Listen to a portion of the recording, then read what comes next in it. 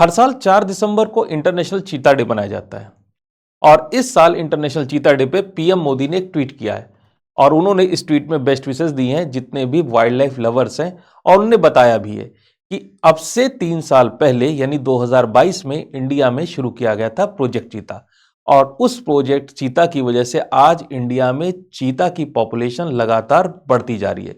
बड़ा ही successful project हुआ ये। अब ये चीता जो है ये इसके बारे में तो लगभग हर आदमी जानता है। चीता जो कि दुनिया में सबसे तेज गति से दौड़ने वाला जीव है। इसकी रफ्तार की तुलना कोई भी टेरेस्ट्रियल एनिमल अभी तक नहीं कर पाया है। इसकी टॉप स्पीड कुछ केसेस में तो 110 किलोमीटर पर आवर की भी नापी गई है। अब ये जो चीता है जैसा कि ये इसका डिजाइन है, इसकी बॉडी का डिजाइन है, एक लंबी सी टेल है और जो इसको दौड़ते वक्त इसकी बॉडी को बैलेंस में बनाए रखती है। साथ ही साथ चूंकि ये दौड़ के शिकार करने वाला जीव है तो ऐसी स्थिति में ये जो जीव होता है ये ओपन स्पेसेस यानी कि खुले मैदानों में रहता है और सवाना के जो अफ्रीका के सवाना के मैदान है, जो घास के मैदान है, वहां पर अपने शिकार को दूर तक दौड़ाकर ये पकड़कर उसको मारता है। तो ये बड़ा ही खूबसूरत सा जीव है और ये भारत में भी किसी जमाने में बहुत ज्यादा पाए जाते थे। एक जमाना था जब भारत में ये सारे के सारे जीव, भारत, मिडिल ईस्ट और अफ्रीका, पूरी की पूरी इनकी कई सारी पॉपुलेशन और स्पीशीज इन सारी जगहों पे मिलती थी। लेकिन भारत में 1952 में चीता जो है हमेशा के लिए विलुप्त हो गया। यानी 1952 का वो साल ऐसा था जब भारत में चीता को हमेशा के लिए एक्सटिंक्ट घोषित कर दिया गया। वाइल्ड नेचर में जितने भी तरह के चीता थे वो सारे के सारे वो 1952 में आकर उनकी मृत्यु हो गई थी। 1952 से 2022 तक एक लंबा समय हमारे देश ने बिताया और 2022 में प्रधानमंत्री मोदी की अगुवाई में हमने साउथ अफ्रीका से 8 चीते मंगाए थे और इनको मध्य प्रदेश में एक जगह है जिसका नाम है कूनो नेशनल पार्क। तो इसको बेसिकली जो हमारा कूनो नेशनल पार्क है वहां पर इन चीतों को रखा गया। शुरुआत में बड़ी दिक्कतें हुई, बहुत सारे चीता की उसमें मृत्यु हो गई, लेकिन धीरे धीरे चीजें सुधरी और आज की तारीख में 8 से बढ़ते बढ़ते भारत में चीतों की संख्या जो है वो 32 हो गई है और इनकी संख्या लगातार बढ़ती चली जा रही है। तो भारत के जो एटमॉस्फेयर है, जो इन्वायरमेंट है, उसको जो अफ्रीका की चीता पॉपुलेशन है उसमें वो आप कह सकते हैं काफी हद तक उसने अडॉप्ट कर लिया है। अब हमने कहा कि हमें इतिहास से समझना चाहिए, हमें इतिहास से सबक लेना चाहिए। पिछली बार ऐसा क्या भारत में हो गया था कि चीता की पॉपुलेशन इतनी ज़्यादा कम हो गई थी। तो देखिए, जब भी कोई पॉपुलेशन इंडिया में कम होती है या विलुप्त हो जाती है तो चाहे वो भारत हो चाहे विश्व का कोई भी क्षेत्र हो, उसका सबसे प्रमुख रीजन होता है हैबिटेट लॉस और हैबिटेट डिग्रेडेशन। तो हैबिटेट लॉस यानी कि आवास जो होता है वो धीरे धीरे जो है वो उसकी मात्रा कम होने लगती है। यानी कि वो जो जंगल किसी जमाने में बहुत ज्यादा बड़ा था वो धीरे धीरे क्या हो रहा है, छोटा होता जा रहा है। तो जब जंगल ही छोटा हो जा रहा है या हम चीता के केस में कहें घास का मैदान हमारा छोटा होता जा रहा है तो ऐसी स्थिति में उसके सर्वाइवेबिलिटी जो है वो कम होगी। दूसरा हैबिटेट डिग्रेडेशन या कह सकते हैं फ्रेगमेंटेशन। हैबिटेट फ्रेगमेंटेशन यानी कि आवास विखंडीकरण।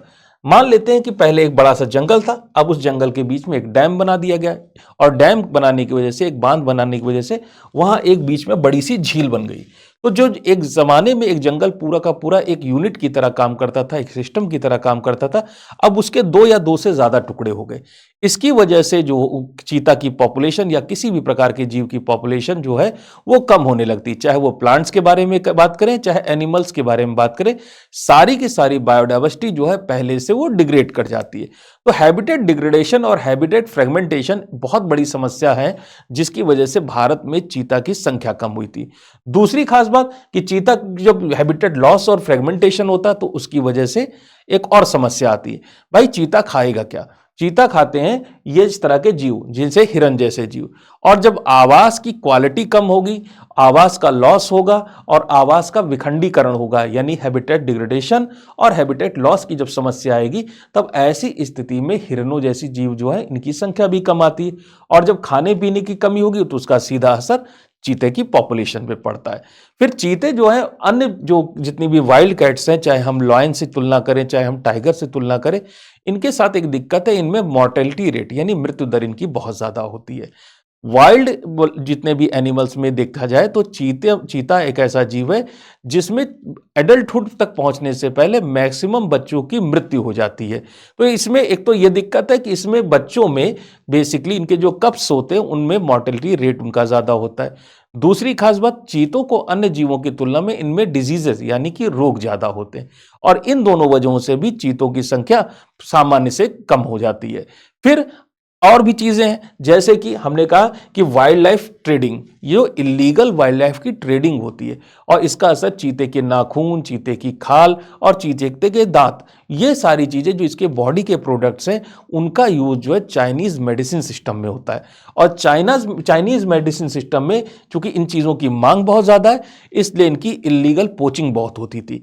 कई सारे देशों में और खासकर भारत जैसे देशों में बहुत सारे लोगों ने एक जमाने में, जब 1952 से पहले का जमाना था, तो चीतों को पालतू एनिमल की तरह उन्होंने अपने घरों में रखा था और साथ ही साथ इसकी खाल को निकाल के या इसके सिर को रख के घर में ट्रॉफी की तरह सजाया जाता था। तो इन सब चीजों की वजह से आज भी विश्व के कई देशों में जहां इस चीज पे किसी भी प्रकार का प्रतिबंध नहीं है, वहां पर इन सब चीजों की बहुत ज्यादा मांग है और इसलिए इनकी वाइल्ड लाइफ ट्रेडिंग भी होती है। फिर जैसे जैसे मैंने कहा कि पॉपुलेशन बढ़ती जा रही है, इंसान की पॉपुलेशन बढ़ती जा रही है और धीरे धीरे इंसान जो है वो जंगल के पास आ रहे हैं, यानी इंसानी बस्तियां और गांव जो है वो जंगल के पास या इस तरह के जो एनिमल्स के जो एरियाज हैं वहां पर बसते जा रहे हैं। इस वजह से एक कॉन्फ्लिक्ट पैदा हो रहा है जिसे हम मैन एनिमल कॉन्फ्लिक्ट कहते हैं, यानी इंसान की लड़ाई जो है वो जंगली जीवों से होना प्रारंभ हो गई। अब होता क्या है कि जब इंसानों को इन तरह के जीवों से कोई नुकसान फील होता है कि उनको कोई लगता है कि उनकी लाइफ को कोई थ्रेट है, तो ऐसी स्थिति में या तो उनको ये जहर दे देते हैं या उनको मार ही डालते हैं। तो ये सारी चीजें मिलकर जो ये जो इतना खूबसूरत जीव है जो चीते का नाम से जाना जाता था और अब धीरे धीरे इसकी संख्या भारत में चूंकि बढ़ रही है, तो इन सब वजहों की वजह से भारत में चीतों की आबादी घट गई थी। लेकिन मैंने कहा जैसे आपसे कि हमें अपने इतिहास से सीखना चाहिए, तो जो पहले हमने गलतियां कर दी थी अब वैसी गलतियां भारत दोबारा ना करे। तो ऐसी स्थिति में और इस तरह के कंजर्वेशन प्रोजेक्ट जो है भारत जब से चला रहा, भारत सरकार चला रही है, तो हमें लगता है कि जैसे हमने टाइगर्स प्रोजेक्ट टाइगर की सहायता से टाइगर्स की संख्या बढ़ा ली, हमारे यहाँ लॉयन पे से संबंधित प्रोजेक्ट चल रहे हैं, एलिफेंट और राइनोसोरस से संबंधित प्रोजेक्ट चल रहे हैं, और ये सारे के सारे जितने भी कंजर्वेशन प्रोजेक्ट हैं इनका असर जो है वाइल्ड लाइफ पे बहुत पॉजिटिव दिखाई पड़ा है। और इस केस में जो हमारा प्रोजेक्ट चीता है उसका असर चीते की पॉपुलेशन पे बहुत अच्छे दिखाई पड़ रहे हैं। तो ये था प्रोजेक्ट चीता। और चलिए अब इस पर एक क्वेश्चन लगाकर देखते हैं। तो देखिए क्वेश्चन आपके सामने जो है उसमें करना कुछ नहीं है, उसमें आपको पेयर्स दे रखे हैं और इनको मैच करना है। एक तरफ आपकी स्पीशीज हैं यानी अलग अलग जानवरों के नाम है, स्नो लेपर्ड, चीता, डॉल्फिन और लायन, और दूसरी तरफ पूछा जा रहा है अलग अलग तरह के प्रोजेक्ट्स के नाम है जो इनके कंजर्वेशन से संबंधित हो भी सकते हैं और नहीं। इनमें से कौन कौन सा पेयर सही है उसी को हमें मैच करना है। तो चलिए पहले देखते हैं स्नो लेपर्ड। स्नो लेपर्ड के लिए जो इनिशिएटिव है उसका नाम इसमें क्वेश्चन में दिया गया है सिक्योर हिमालय। चीता के लिए प्रोजेक्ट चीता, डॉल्फिन के लिए national mission for clean Ganga और लॉयन के लिए एशियाटिक लॉयन कंजर्वेशन प्रोजेक्ट। और इसमें से पूछ रहा था इसमें से कौन कौन से जो पेयर हैं वो सही हैं। तो चलिए देखते हैं इसमें से कौन कौन से सही हो सकते हैं। तो पहले हम लोग आते हैं स्नो लेपर्ड पे। स्नो लेपर्ड के लिए दिया है सिक्योर हिमालय, तो बिल्कुल सही है। स्नो लेपर्ड के कंजर्वेशन के लिए ministry of environment, forest and climate change का एक प्रोजेक्ट चल रहा है जिसका नाम है सिक्योर हिमालय। तो इसका मतलब ये पहला जो हमारा कॉम्बिनेशन है वो सही हो जाता है। दूसरा कॉम्बिनेशन कह रहा है चीता, और अभी अभी हम लोग लेक्चर में देखा हमने कि चीता के लिए जो प्रोजेक्ट चल रहा है 2022 से स्टार्ट है इंडिया में, उसका नाम है प्रोजेक्ट चीता। तो ये तो अपने आप ही सही हो जाता है। तो ये है आपका दूसरा स्टेटमेंट जो कि आपका सही हो गया। तीसरा कॉम्बिनेशन कह रहा है डॉल्फिन के लिए national mission for clean Ganga. तो देखिए जो national mission of for clean Ganga ये बेसिकली गंगा को क्लीन करने से संबंधित मिशन है, लेकिन इस मिशन में डॉल्फिन के कंजर्वेशन को भी इंटीग्रेट किया गया है। तो ये जो डॉल्फिन के कंजर्वेशन के लिए जो शब्द लिखा गया है that is national mission for clean Ganga, चूंकि इसमें इंटीग्रेट है इसका डॉल्फिन का कंजर्वेशन, इसलिए ये तीसरा स्टेटमेंट में जो ये है वो भी आपका सही हो जाता है। और चौथा स्टेटमेंट नाम से ही लग रहा है लॉयन के लिए एशियाटिक लॉयन कंजर्वेशन प्रोजेक्ट। तो ये सेंटर में जो गवर्नमेंट है उसकी एक परियोजना है, उसका एक प्रोजेक्ट है, उसका नाम है एशियाटिक लॉयन कंजर्वेशन प्रोजेक्ट, और ये एशियाटिक लॉयन जो है उनके कंजर्वेशन से संबंधित एक प्रोजेक्ट है। तो इसका मतलब हमारा जो चौथा कॉम्बिनेशन है वो भी बिल्कुल सही हो जाता है। तो इस आधार पे हमारे चारों के चारों कॉम्बिनेशन इस बार सही होते हैं और इसलिए सही जवाब होता है आपका ऑप्शन डी। तो ये था आज का वीडियो लेक्चर। फिर नए वीडियो लेक्चर में आपसे मुलाकात होगी। तब तक के लिए थैंक यू।